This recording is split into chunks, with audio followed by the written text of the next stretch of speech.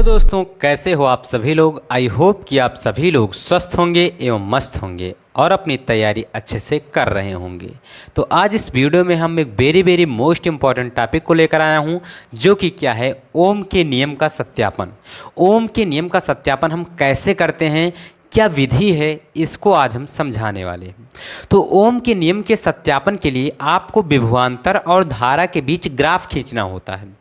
अगर वो ग्राफ सीधी रेखा में प्राप्त होता है तो ओम का नियम सत्य है, अगर सीधी रेखा में नहीं प्राप्त होता है तो ओम का नियम सत्य नहीं है। अच्छा, अगर बात करें ओम का नियम किसके लिए लागू होता है, कौन से चालक के लिए, तो केवल ओमीय चालक के लिए लागू होता है, अनोमीय चालक के लिए लागू नहीं होता है। ओमीय चालक को हम रैखिक चालक भी कहते हैं। ठीक बेटा, तो हम विभवांतर और धारा के बीच अगर ग्राफ खींचना है तो किस प्रकार से खींचेंगे, कैसे विभवांतर और धारा का मान ज्ञात करेंगे, तो उसके लिए क्या करना होगा, तो आपको लेना होगा अमीटर लेना होगा, फिर प्रतिरोध तार लेना होगा, बैटरी लेना होगा और धारा नियंत्रक लेना होगा। इन तीनों को श्रेणी क्रम में जोड़ना होगा और वोल्ट मीटर को प्रतिरोध तार के दोनों सिरों के बीच लगा देना होगा। उसके बाद आपको कुंजी लगाना होगा। परपथ में विद्युत धारा प्रवाहित होने लगेगी। जब विद्युत धारा प्रवाहित होने लगेगी तो धारा नियंत्रक से आपको विद्युत धारा का मान कम और ज़्यादा करके कितने, 2 या 3 या 4 से अधिक 3 या 4 पाठ्यांक ले लेना है अमीटर से और वोल्ट मीटर दोनों से। उसे आपको ग्राफ पर दर्शाना है। अगर आपका ग्राफ इस प्रकार से मिल रहा है, अगर इस प्रकार से मिल रहा है तो ओम का नियम सत्य है, अगर नहीं मिल रहा है तो असत्य है। तो यहाँ पर देखिए मैंने क्या किया है, यहाँ पर प्रतिरोध तार को लिया है, अमीटर को लिया है, कुंजी, बैटरी और धारा नियंत्रक, इनको सबको मैंने श्रेणी क्रम में जोड़ दिया है। और विभवांतर को मैंने क्या किया है, प्रतिरोध तार के सिरों के वोल्ट मीटर को क्या किया है, जोड़ दिया है।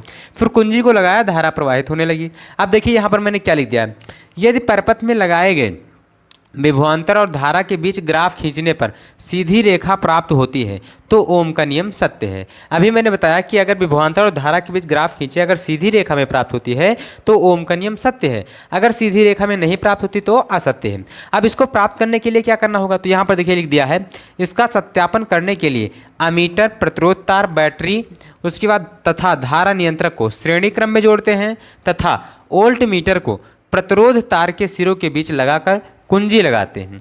कुंजी लगाने पर, जैसे आप कुंजी लगाएंगे तो क्या होगा, कुंजी लगाने पर परपथ में धारा प्रवाहित होने लगती है। धारा नियंत्रक की सहायता से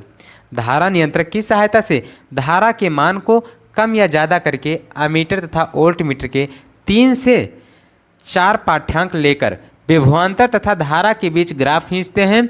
और ग्राफ जब खींचते हैं जो कि एक सीधी रेखा प्राप्त होती है, अतः ओम का नियम क्या हो जाता है, सत्य हो जाता है। ठीक बेटा, तो इस प्रकार से जो मैंने बताया आपको बिल्कुल सिंपल सा है, कुछ समझना नहीं है, केवल ध्यान से वीडियो को देखना है।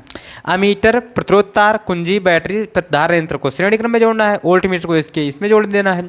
फिर कुंजी लगाना है, धारा प्रवाहित होने लगेगी, धारा नियंत्रक से इसका मान कम या ज़्यादा करके अमीटर और वोल्ट मीटर के 3 या 4 पाठ्यांक ले लेना है। विभवांतर और धारा में के बीच ग्राफ खींच देना है, क्या आ जाएगा, सीधी रेखा अगर प्राप्त होता है तो ओम का नियम सत्य है। बिल्कुल सिंपल लैंग्वेज में मैंने आपको बताया है। तो आशा करता हूं कि आपके समझ में आया होगा। अगर वीडियो पसंद आए तो वीडियो को लाइक कर दीजिएगा। चैनल पर अगर पहली बार आए तो चैनल को सब्सक्राइब करके ऑल नोटिफिकेशन जरूर ऑन कर लीजिएगा। हम मिलते हैं अगले वीडियो में मज़ेदार एवं धमाकेदार वीडियो के साथ। तब तक के लिए जय हिंद, love you, bye bye, take care.